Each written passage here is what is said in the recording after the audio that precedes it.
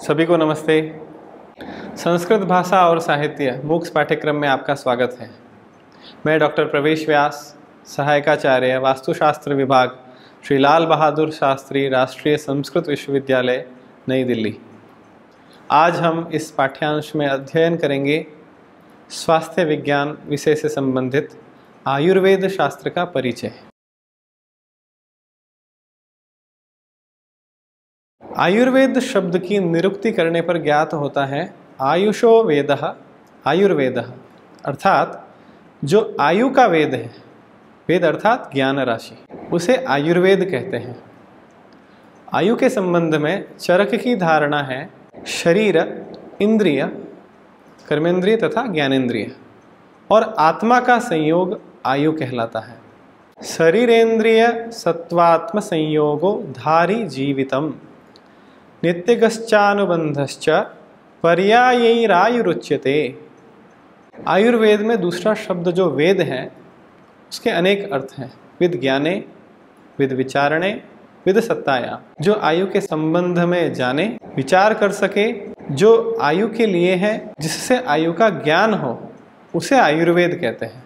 महर्षि चरक ने आयुर्वेद को शाश्वत कहा है क्योंकि इसका संबंध आयु के आरंभ से आयु के अंत तक है।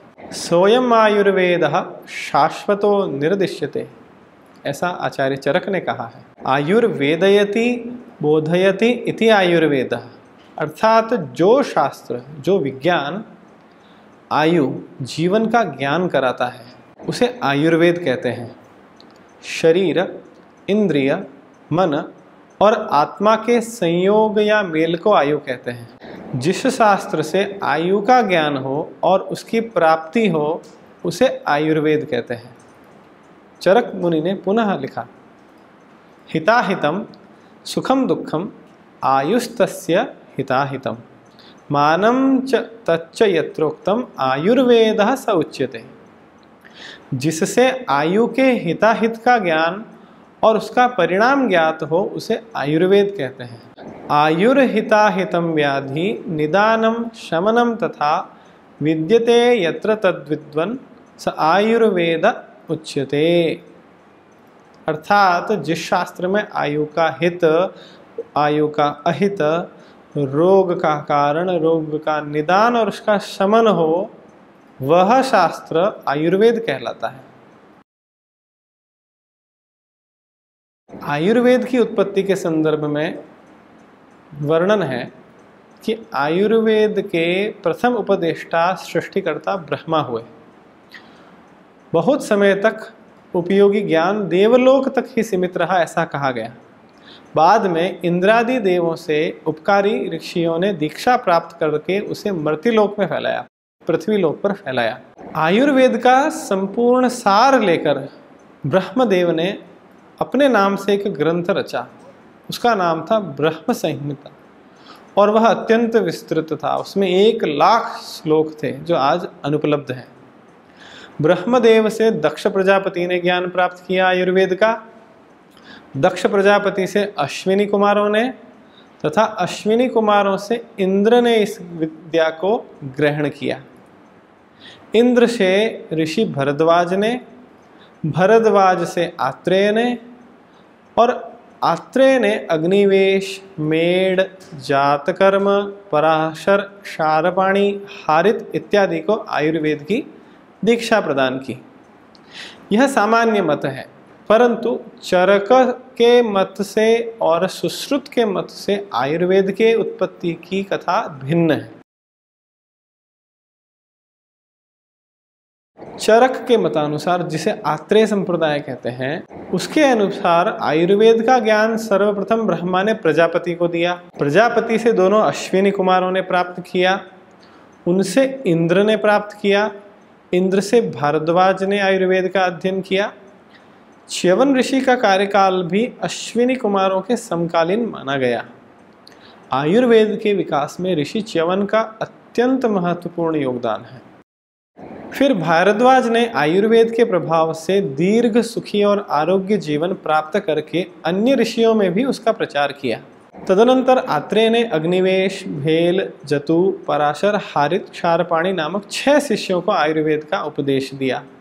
और इन 6 शिष्यों में सबसे अधिक बुद्धिमान अग्निवेश ने सर्वप्रथम अग्निवेश तंत्र ग्रंथ का निर्माण किया, जिसका ही परिष्कार होते हुए बाद में चरक ने चरक संहिता का निर्माण किया, जो कि आयुर्वेद का आधारभूत स्तंभ कहा जाता है।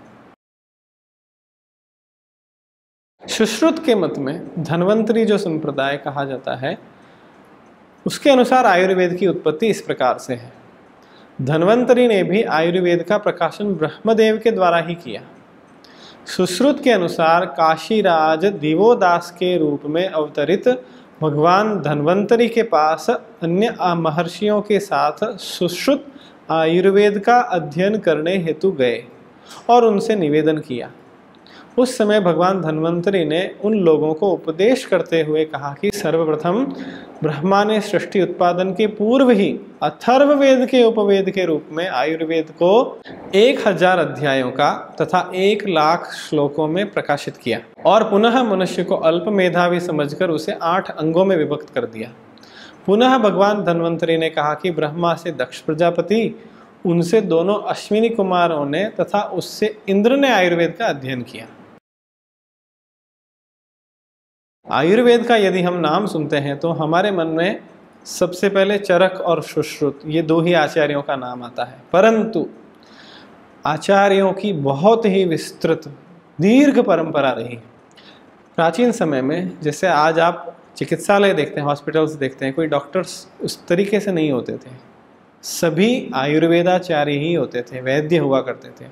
और प्रत्येक गांव में, प्रत्येक क्षेत्र में, संपूर्ण भारतवर्ष में वैद्य हुआ करते थे, आयुर्वेदाचार्य हुआ करते थे। कुछ प्रसिद्ध आयुर्वेद के जो आचार्य हुए हैं उनके नाम इस प्रकार हैं: अश्विनी कुमार, धन्वंतरी, दिवोदास, नकुल, सहदेव, अर्की, च्यवन, जनक, बुद्ध, जाबाल, जाजली, पैल, करथ, अगस्त्य, अत्रि, सुश्रुत, चरक, सिद्ध नागार्जुन, आचार्य क्षारपाणी, आचार्य निमि, आचार्य भद्रशौनक, आचार्य कांकायन, आचार्य गार्ग्य, आचार्य गालव, आचार्य सात्विकी, आचार्य औषधेनव, आचार्य सौरभ, आचार्य पौठक लावत, आचार्य करवीर्य, आचार्य गोपरु रक्षित, आचार्य वैतरण, आचार्य भोज, आचार्य भालुकी, आचार्य दारुक, आचार्य पुनर्वसु, आचार्य कौमारभृत्य, आचार्य अग्निवेश, आचार्य जीवक, आचार्य भेल, आचार्य काश्यप, आचार्य जतुकर्ण, आचार्य उष्णा, आचार्य पराशर, आचार्य हारित, आचार्य पातंजलि इत्यादि। इनमें से मैं आचार्य जीवक के संदर्भ में कुछ आपको बात बताता हूँ। बौद्ध परंपरा में जीवक का उल्लेख है। ये अत्यंत ही कुशाग्र आयुर्वेद के ज्ञाता आचार्य हुए। इन्होंने तक्षशिला विश्वविद्यालय में 7 वर्ष तक चिकित्सा शास्त्र का अध्ययन किया और सम्राट बिंबिसार के राज्य में ये प्रमुख वैद्य के रूप में विद्यमान थे। जब सम्राट बिंबिसार भगंदर रोग से ग्रस्त थे तो आज भी लाइलाज माने जाने वाली इस बीमारी को आचार्य जीवक ने ठीक किया। उनकी चिकित्सा से वे स्वस्थ हुए। उसने अनेक असाध्य रोगों को ठीक किया, जिससे कि उनकी ख्याति दूर दूर तक फैल गई। महावग्ग ग्रंथ में उल्लेख है कि काशी के एक सेठ ने उसे अपनी पुत्र की चिकित्सा के लिए बुलाया, जिसकी आंतें उलझ गई थी। जीवक ने शल्य चिकित्सा के द्वारा उसके पेट को चीरकर उसकी आंतों को ठीक किया और उसे पुनः सील दिया और चिकित्सा के लिए दवाई दी, जिससे कि वह ठीक हो गया। उज्जैन के राजा उद्योत पीलिया से ग्रस्त हो गए। उन्होंने सम्राट बिंबिसार से अनुरोध किया कि जीवक को भेजें उज्जैन, और जीवक ने उन्हें भी स्वस्थ कर दिया। यहाँ तक कि जीवक ने महात्मा बुद्ध को भी कब्ज रोग से मुक्त किया। भारतीय चिकित्सा शास्त्र में जीवक का नाम आज लगभग 2500 वर्षों के उपरांत भी बहुत श्रद्धा से लिया जाता है। और इसी प्रकार से आचार्य चरक, सुश्रुत की तो महिमा हम जानते ही हैं, और ऐसे अनेकानेक आचार्य हुए हैं जिन्होंने विलक्षण प्रतिभा का परिचय देते हुए विलक्षण कार्यों को किया है। यदि आयुर्वेद का काल विभाजन हम देखें, कैसे इसका विकास हुआ है, तो उसे 3 भागों में बांटा जा सकता है। सर्वप्रथम संहिता काल। संहिता काल का समय 5वीं शताब्दी ईसा पूर्व से 6ठी शताब्दी तक माना जाता है। यह काल आयुर्वेद की मौलिक रचनाओं का युग था। इस समय में आचार्य ने अपनी प्रतिभा तथा अनुभव के बल पर भिन्न भिन्न अंगों के विषय में अपने पांडित्यपूर्ण ग्रंथों का प्रणयन किया। आयुर्वेद के त्रिमुनि जो सबसे ज्यादा सर्वाधिक प्रसिद्ध है, चरक, सुश्रुत और वाग्भट, उनका समय भी यह संहिता काल ही है। चरक संहिता ग्रंथ के माध्यम से काय चिकित्सा के क्षेत्र में अद्भुत सफलता इस काल की प्रमुख विशेषता है। दूसरा काल व्याख्या काल कहा जा सकता है। इस काल में हुए आचार्य नागार्जुन, और इस काल को 7वीं शताब्दी से 15वीं शताब्दी के मध्य में माना जा सकता है। नागार्जुन ने योग शतक नामक चिकित्सा का ग्रंथ लिखा तथा यह काल आलोचनाओं एवं टीकाकारों के लिए विशेष रूप से जाना जाता है। इस काल में संहिता काल की रचनाओं के ऊपर टीकाकारों ने प्रौढ़ एवं स्वस्थ व्याख्याएं निरूपित की। इस समय के आचार्य डल्हण की सुश्रुत संहिता टीका आज भी आयुर्वेद जगत में अत्यंत महत्वपूर्ण मानी जाती है। शोध ग्रंथ रस रत्न समुच्चय भी इसी काल की रचना है, जिसमें आचार्य वाग्भट ने चरक और सुश्रुत संहिता और अनेक रसशास्त्रज्ञों की रचना को आधार बनाया है। इसमें केवल आयुर्वेद नहीं अपितु रसायन विज्ञान के अनेक विषयों का अत्यंत ही रोचक प्रकार से विवरण प्राप्त होता है। विवृत्ति काल, इस काल का समय 14वीं शती से लेकर आधुनिक काल तक माना गया है। यह काल विशिष्ट विषयों पर ग्रंथों की रचनाओं का काल है। माधव निदान, ज्वर दर्पण आदि ग्रंथ भी इसी काल में लिखे गए हैं। चिकित्सा के विभिन्न प्रारूपों पर इस काल में विशेष ध्यान दिया गया, जो कि आज वर्तमान समय में भी बहुत प्रासंगिक है। आयुर्वेद को उपवेद के रूप में मानकर उसके वैशिष्ट्य को आचार्यों ने प्रतिपादित किया। 4 मुख्य वैदिक संहिताएं, ऋग्वेद, यजुर्वेद, सामवेद, अथर्ववेद। इनके 4 उपवेद, ऋग्वेद का आयुर्वेद, यजुर्वेद का धनुर्वेद, सामवेद का गंधर्ववेद और अथर्ववेद का स्थापत्य वेद कहा गया। इस प्रकार से उपवेद होने के कारण हम यह कह सकते हैं कि आयुर्वेद सहस्रों वर्ष प्राचीन है। वेदों की रचना काल के साथ ही या उससे पूर्व ही आयुर्वेद का संपूर्ण स्वरूप प्रकट हो चुका था। ऋग्वेद में न केवल आयुर्वेद के जन्मदाता दिवोदास, भरद्वाज, अश्विनी कुमार आदि आचार्य एवं ऋषियों का उल्लेख किया गया है, अपितु ऋग्वेद में जल चिकित्सा, सूर्य रश्मि के द्वारा चिकित्साओं का भी प्रचार और उसका उल्लेख प्राप्त होता है। अथर्ववेद में आयुर्वेद संबंधित अनेकानेक विषयों का विवेचन है। अनेक रोगों के लक्षण, उनका निदान और उनकी चिकित्सा का सूक्ष्म विवेचन किया गया है।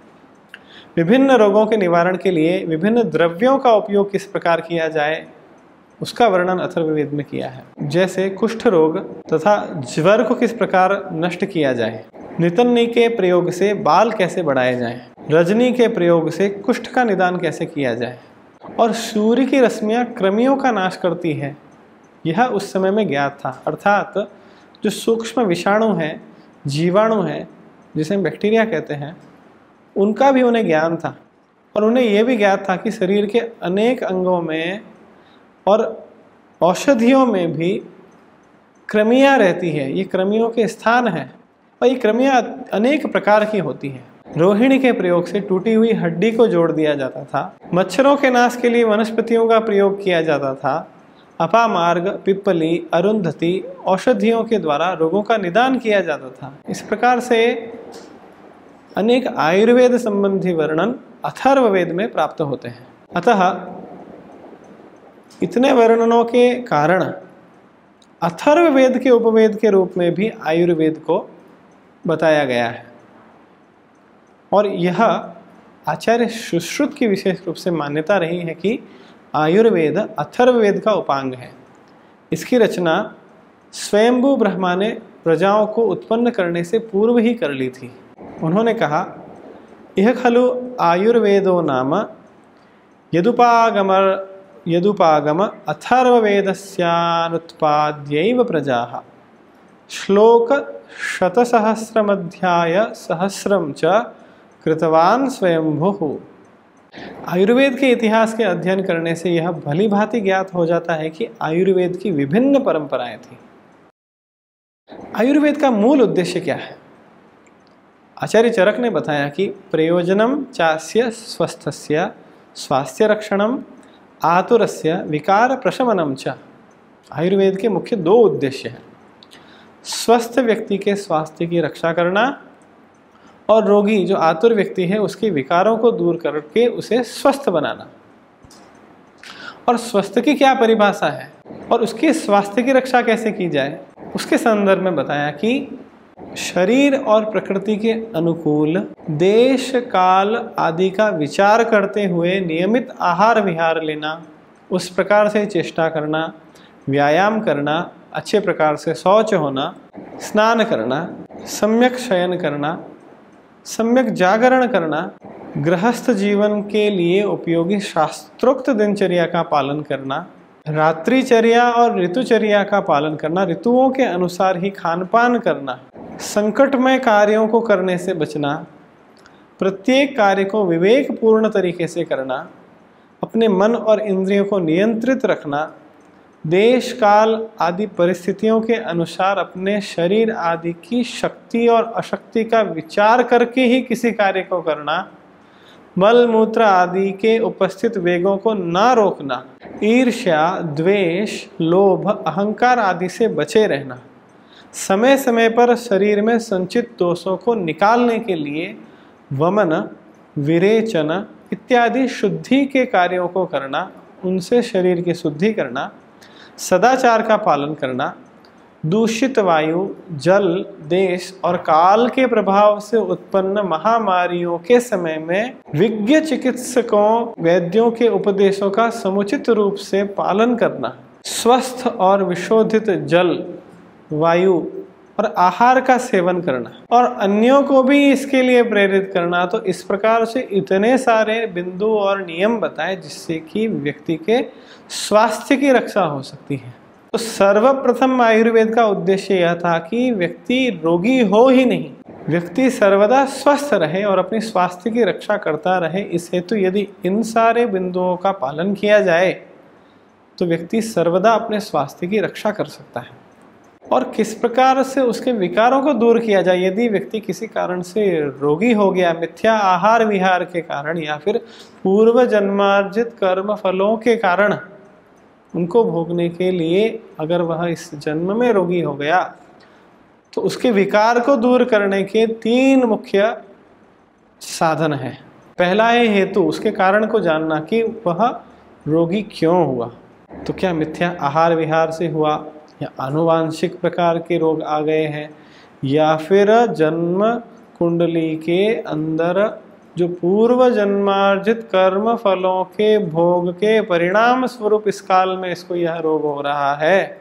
उसके बाद में उसकी जांच की जाए, कारण जानने के बाद में किस प्रकार का रोग है, किस स्तर पे हो गया है, उसका पूर्ण परिचय प्राप्त करना, उसे कहा लिंग। रोग का परिचय प्राप्त करना, उसके साइंस एंड सिम्टम्स को अच्छे तरीके से जानना, जिसे आज के समय में पैथोजेनेसिस कहा जाता है। हम बहुत सारे लैब टेस्ट करवा के जब ये जानते हैं कि हमें क्यों हुआ है रोग, कौन सा रोग हुआ और किस स्तर तक हुआ, उपशय अनुपशय के द्वारा भी, जिसे आज के समय में थेराप्यूटिक टेस्ट कहा जाता है, उनके द्वारा भी रोग का पहले पूर्ण रूप से ज्ञान कर देना। और उसके बाद तीसरा बिंदु है औषधि। जब रोग का कारण और उसके स्वरूप का पूर्ण ज्ञान हो जाए तो उसके बाद में कौन सी औषधि दी जाए, किस मात्रा में दी जाए, किस प्रकार से दी जाए, कब तक दी जाए, उसका ज्ञान। तो इन 3 तरीकों से व्यक्ति के रोग को दूर किया जाता है। और ये तीनों आयुर्वेद की त्रिस्कंध हैं, 3 प्रधान शाखाएं हैं, हेतु, लिंग और औषध। इसका विस्तृत विवेचन आयुर्वेद ग्रंथों में किया है। और आयुर्वेद को जानने से पूर्व आयु के प्रत्येक संघटक का संक्षिप्त परिचय भी आवश्यक है। अतः उसके संघटकों का ज्ञान होने के बिना होने वाले विकारों को जानना भी संभव नहीं है। और आयुर्वेद अपने उपायों में केवल मात्र औषधि ही नहीं बताता है। चरक संहिता में एवं अन्य आयुर्वेद के ग्रंथों में यहाँ तक कि कहा गया है कि मंत्र, मणि, स्नान, दान, जप, होम, औषध, व्यक्ति अपने कर्मों के द्वारा, अपने स्नान दान आदि उपायों के द्वारा भी रोगों से मुक्ति प्राप्त कर सकता है, स्वस्थ हो सकता है।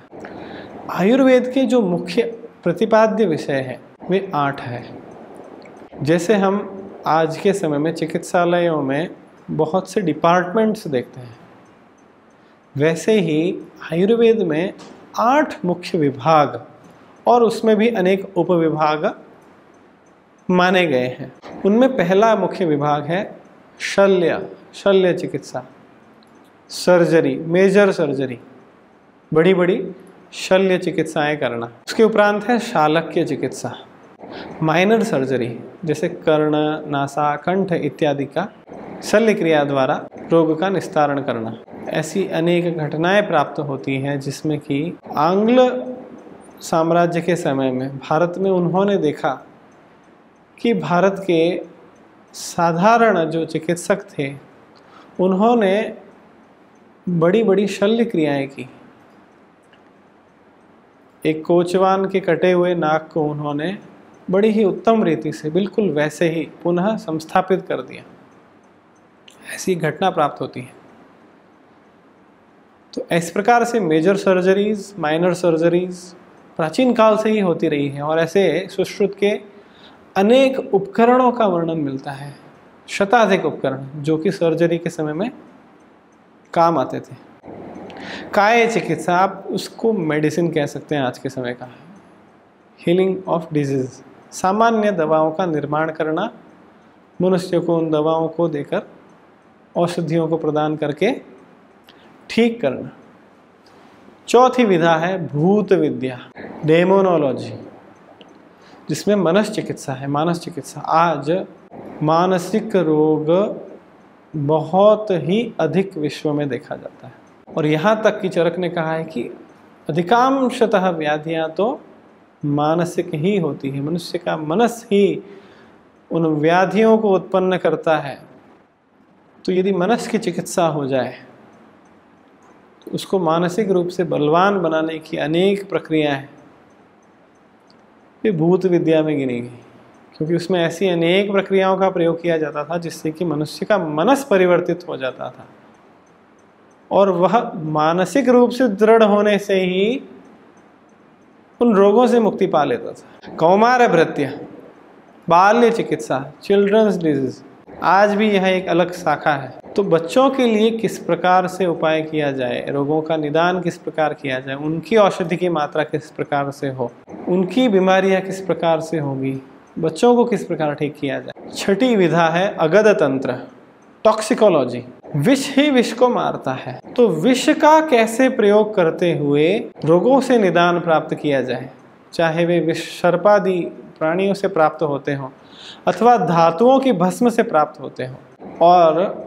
रसायन शास्त्र इतना उत्कृष्ट था कि स्वर्ण की भस्म बनाना, रजत की भस्म बनाना, अनेकानेक धातुओं की भस्म का निर्माण करना और उसे विष के रूप में प्रदान करते हुए उसके रोगों का शमन कर देना, यह भारत की इस चिकित्सा शास्त्र की बहुत बड़ी उपलब्धि है। इसी कारण से आयुर्वेद में ही रसायन विद्या का भी समावेश हो गया और इसलिए 7वां जो विभाग था वह था रसायन तंत्र। जरा विद्या या जरा चिकित्सा, आयु के अनुसार जो आयु के बढ़ने के साथ जो जो बीमारियां उत्पन्न होती है उनकी चिकित्सा करने के लिए एक अलग से विभाग, जिसे रसायन तंत्र कहा। और 8वां विभाग था वाजीकरण तंत्र, बल की वृद्धि कैसे हो, पौरुष की वृद्धि कैसे हो, कामोद्दीपक का विज्ञान, संतानोत्पत्ति के लिए जो सब सर्वाधिक आवश्यक है वह वाजीकरण कहा गया और आयुर्वेद में यह 8वां विभाग कहा गया। तो इस प्रकार से आयुर्वेद के 8 विभाग, आयुर्वेद की उत्पत्ति, उसकी परंपरा, उसके मुख्य आचार्य, आयुर्वेद में वर्णित मुख्य विषय, स्वस्थ का लक्षण, स्वास्थ्य की रक्षा, रोग का निदान और आयुर्वेद के अंदर विभिन्न विभाग, इन सारे विषयों को समाहित करते हुए यह पाठ्यांश का हमने अध्ययन किया। इसी प्रकार से अन्य रोचक विषयों को लेकर हम आपके सम्मुख प्रस्तुत होंगे। धन्यवाद, नमस्कार।